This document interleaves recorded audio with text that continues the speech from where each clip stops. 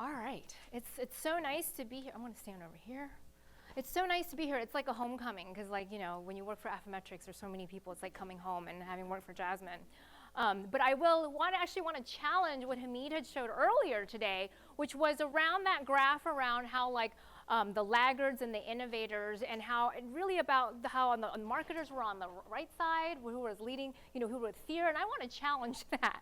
Because we have an opportunity as marketers, and as most of you in this room are marketers, except for apparently Richard.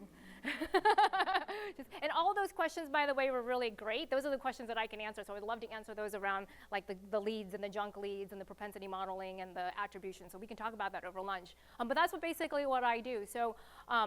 You know, I am actually marketing operations and marketing technology at Cloudflare. We're a cybersecurity company, and so you're like, did you go to the wrong DoubleTree hotel and end up at the wrong conference?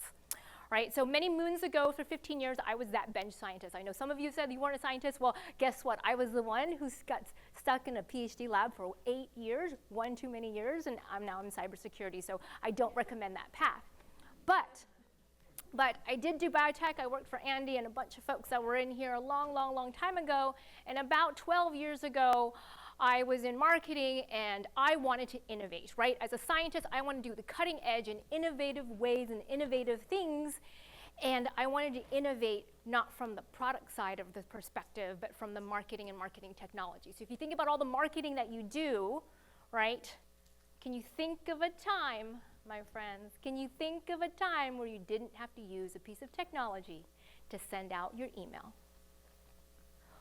or to build the landing page, or to use the website, or to put an ad out onto LinkedIn, right? How many of you know who the person in your company that runs all of the technology? That's not a lot of you. So I left the sciences after working at multiple biotech companies and wanted to innovate, and marketing was innovating at the cutting edge in high tech. So I've spent the past 12 years innovating on the marketing technology side, because marketing technology is the department that owns so I own all 40 technology applications that runs marketing. So when we talk about MQLs, and we talk about leads, and we talk about alignment with sales, that all runs through the person or the team, my global team of people that run the technology that plumbs everything. You want to talk about attribution and why marketing has a hard time with attribution? That's the marketing technology team. You want to talk about high quality leads? That's my team. You want to talk about scoring? That's my team. You want to talk about alignment and sales and getting the right data to sales? That's my team. So that's technology. So one of the action items, homework, see, I was a TA in grad school, but anyway, you can tell. One of your homework is to go and find out and to get to know and be friends with and take your technology person out to coffee, because those are the people that are going to enable your success when you get back home. Yeah? And so this is a great homecoming. So this is like coming home because as a scientist. But why does as a scientist, how has that helped all of the things that you're talking about? Because in my PhD, I did it on microarrays, which were a thing back then, so I'm completely dating myself. It was cutting edge back then, so, and I did it on gene expression and copy number profiling, so predictive signatures. And so it is, what does that have any relevant to what we do today as in marketing? It has 1,000% relevant. And actually to your question about how do we get rid of those 90% junk leads, I'll tell you how. Instead of having data points, right, gene expression, protein levels, et cetera, and the patients, are you gonna high aggressive or not aggressive, we basically have prospects and customers or accounts and not likely to buy and likely to buy, and all of the data signals, right? You filled out a contact us form, pretty high indicator, right? You're searching on a third-party website about a problem that you have, also an indicator. So you're aggregating all of these data points, and what do we build? Literally a propensity model. The same model that we do here in the life sciences, we build a propensity model, and that's what we've done. I mean, it's not even about, I added that, it's not even about the talk. A propensity model in order to understand if someone, an account, is going to more likely buy or not buy, and how do we as marketers leverage that? And that's what we talked about today, and that's really about cutting through the noise. So we expect companies to know who we are when we want to buy something. Yet we're not going to aside from I'm going to fill out a contact sales form and have a salesperson contact me, what other ways are there to do that, right? 75% of the buying decision is already completed before talking to a sales rep. Sorry, Richard. Another irrelevant offer is like, where am I in the customer journey? And that's what, when marketing, that's where we're from using and leveraging technology, including follows. If anyone talks about follows, we can talk about follows from a marketing perspective.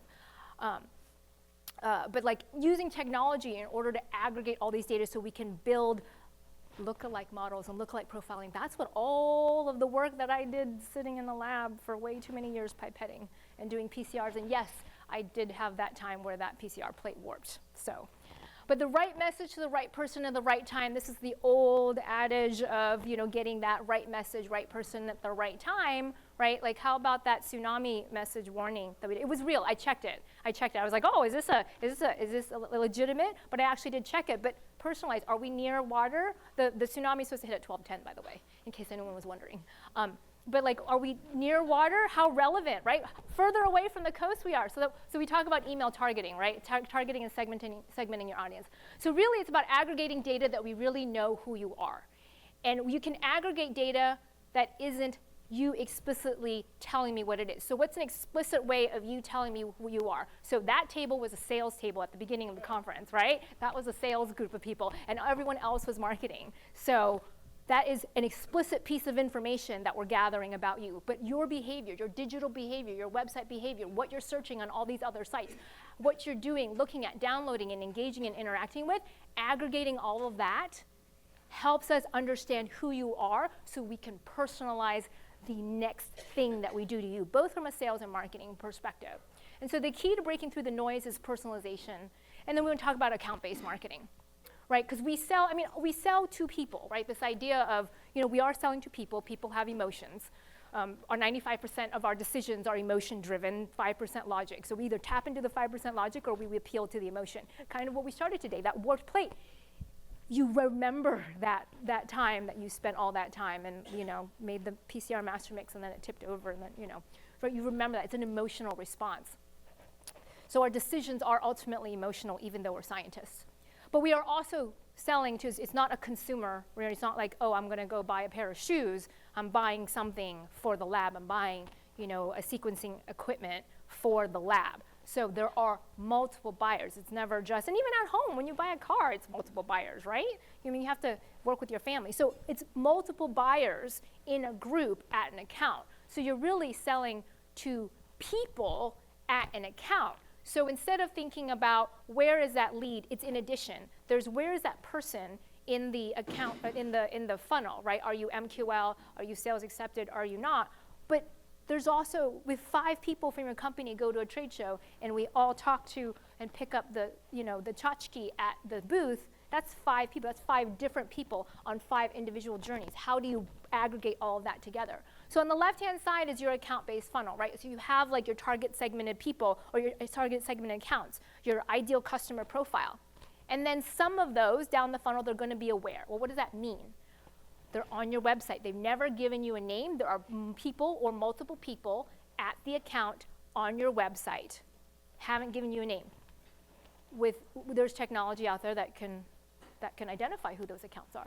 And then engaged. Hey, maybe you filled out a form. Maybe you've engaged with an ad. I know who you are. I can actually predict who you are. There's tons of technology out there that actually can reverse look up and actually get all your information without you submitting a form. That's a little, you know, questionable. But there's technology out there that do that. And then some amount of engagement across the account, right, indicates that you are a marketing qualified account.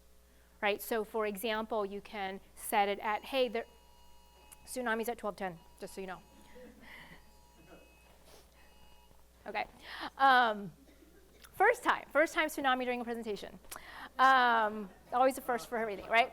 So you can set the threshold level at 60 minutes of engagement, minimum 2 people, minimum 1 person, director and above. I mean, you can literally write the rules however you want, but there are multiple people at an account, and if you have multiple people engaging in an account, that's going to be a better qualified object that sales will be more likely to accept right, Richard? You would like that.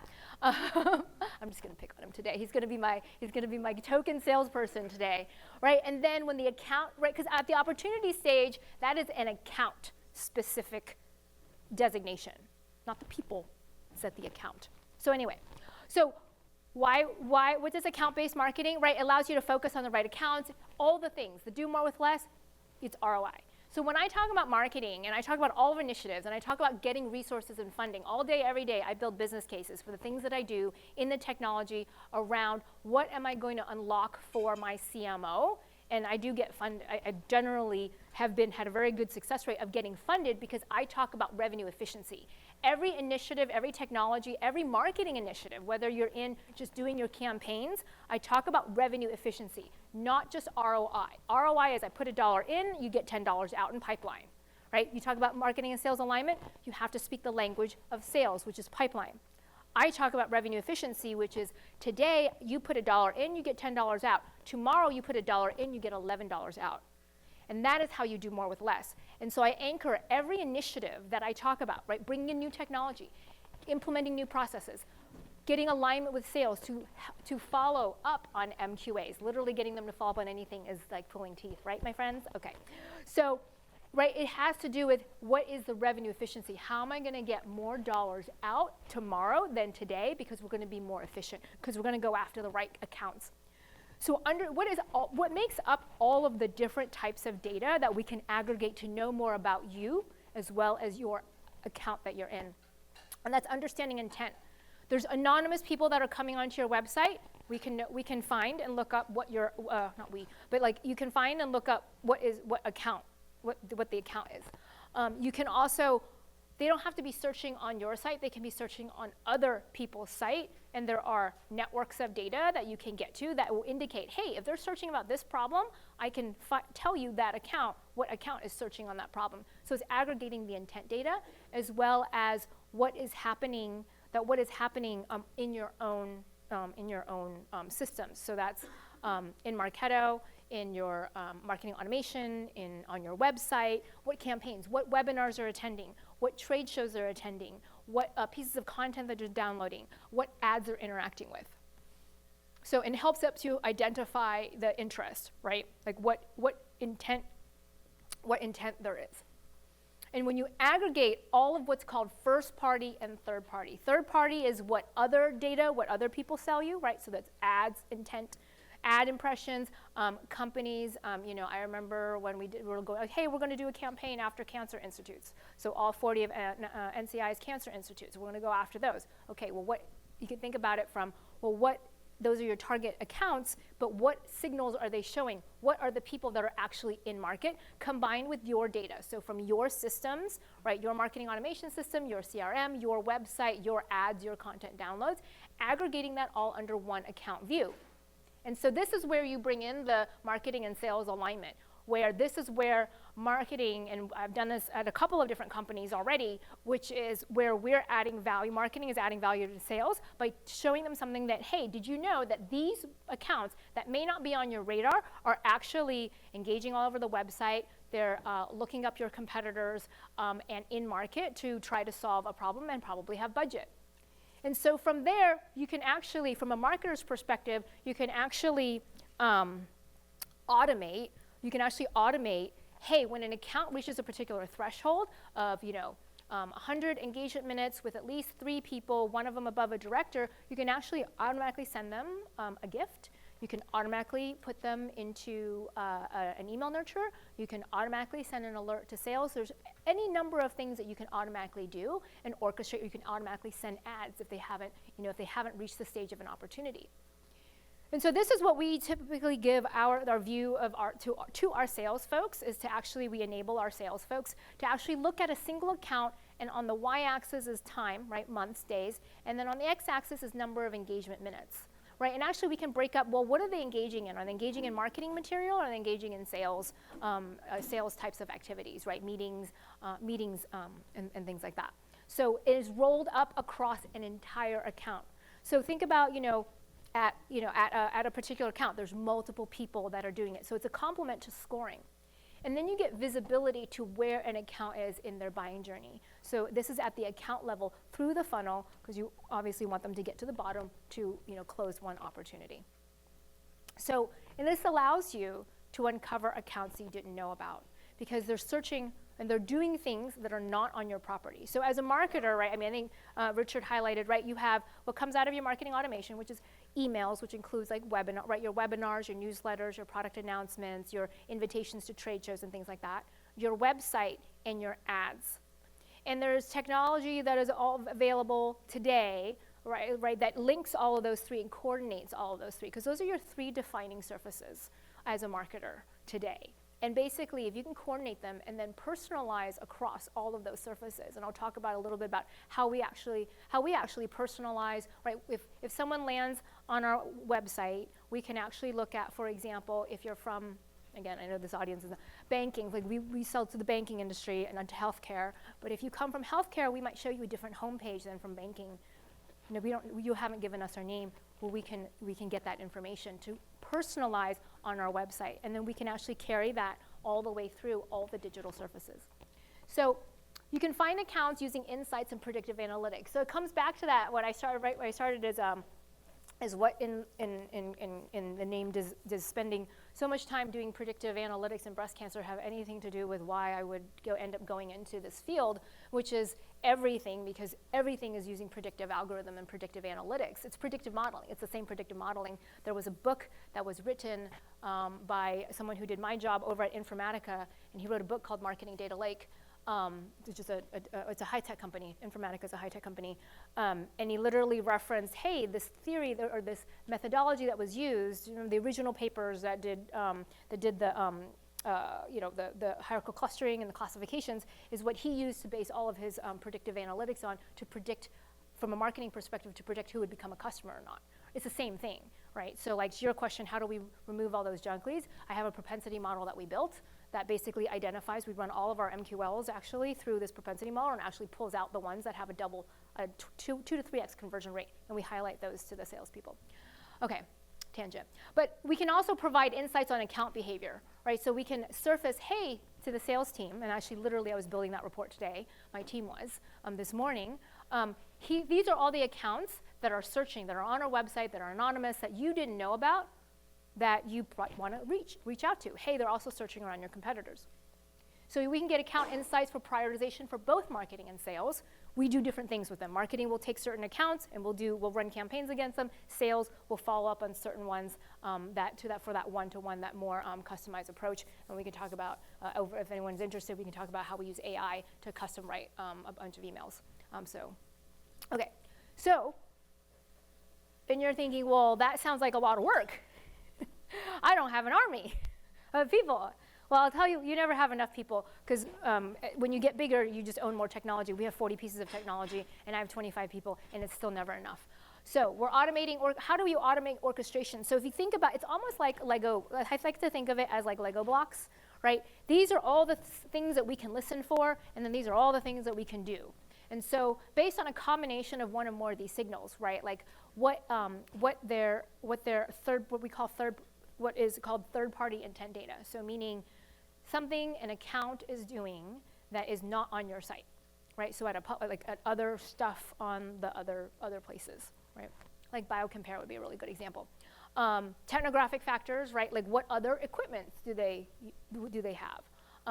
What if sales has followed up with them? Or in this case, you would be like, hey, they're showing all of this intent. Sales hasn't talked to them in 6 months. Maybe it's time. It would be a way to surface it up. Or a lot of times, like when someone is actually a really interesting one that I've seen other people do, other companies do, is close lost. When a closed lost account starts showing more like activity, like on the website and stuff, it means something's up, right? Something's up. And so usually the closed lost, then a completely like brand new prospect. So we actually have special campaigns around closed lost. So you can look at where they are in the journey stage, what level of engagement, like who is interacting and what level, and as well as the person level engagement. So we're combining all of this. Now, none of this is really rocket science, or nothing is really right. Nothing is pretty like standard. But I think the secret sauce in all of this is that you're combining it all together and getting that single view. So with those targeted accounts, you can do email, you can do paid ads. You can actually hook up direct mail to actually automatically go out. I don't recommend it automated. I do recommend that someone put some eyeballs before 30 drones go out, get sent out that you didn't know about. And then also web personalization. So we automatically add them. So for example, imagine a world, and this is where, when we talk about marketing innovation, and we talk about like how do you beget change, right? A lot of what I do is really around and talking to the C-level executives and getting buy-in and getting funding for, just getting funding for the business case is really painting and art the possible picture, right? We talk about like prepare, I forget what the other word was. It was like something instead of preparing, basically being prepared. And so that's what I'm doing is I'm preparing for how every single initiative that I have specifically has a dollar amount and revenue attached to it. If we do this, we're going to get $65 million in pipeline. If we do this, we're going to get $30 million in pipeline, right? So it's constantly this rolling thunder of like, these are the things that we do, and this is how we're going to impact pipeline. So if you think about it, okay, I'm looking for accounts with high intent, right, but have very low marketing engagement. Right? Then let's put them into something relevant. Let's put them into a custom nurture just for them, where they're clearly looking at things that are with triggered keywords, but they are not actually, whatever it is, it's not resonating with them. That's the right message at the right time, right? So here's another scenario, right? Imagine a world where you have an account that is in the marketing qualified account stage, right? They have reached the level of threshold of engagement, and a person visits the demo page on the website but doesn't sign up for the demo. So maybe they just need a little nudge, right? So if you offer them, hey, $100 gift card if you do X, Y, and Z, if you have a quick meeting with me, or like, hey, did you know that we're having a seminar in your area? You might not have time to go to it, but you don't want to meet up for coffee, right? So you can automatically do things for them. One way is to actually automatically target those specific people on paid media and surround them. Another way and this is automatic, where you can set these rules and they can automatically run, right? Automatically and add them to direct mail based on a certain account journey stage. So hey, they haven't reached marketing qualified account stage yet. You've got more than, and you can write whatever rules you want. More than 2 people have engaged. Like for example, 40 minutes they've attended a webinar, or some other combination, and the person is direct or above. Ooh, let's add them to a direct mail campaign. Let's send them a gift. So if a person is super engaged on the website and they're not a customer, just like looking at support material, the account is showing a lot of high intent, meaning not just on your website, but in other places as well, right? So you're validating with multiple data points, right, that they're searching. There's no sales activity, and this person hasn't MQL'd yet, right? You still need MQLs. MQLs is how we get leads to sales. Then let's automatically, again, add them to a relevant nurture. But you can start seeing the different combinations, right? And the sky's the limit of what you can do. And so we have our ABM platform integrated with multiple pieces, right? It's across the website. It's across paid media. We use those lists in email and how we send our emails. And then we actually even use it on our chatbot, right? We actually feed all of that account data in. When you land on the website, we do a reverse IP lookup on your IP, so we know who you are, or not who you are, but like the account. And we actually might show a different chatbot experience to you. Okay, I will stop there.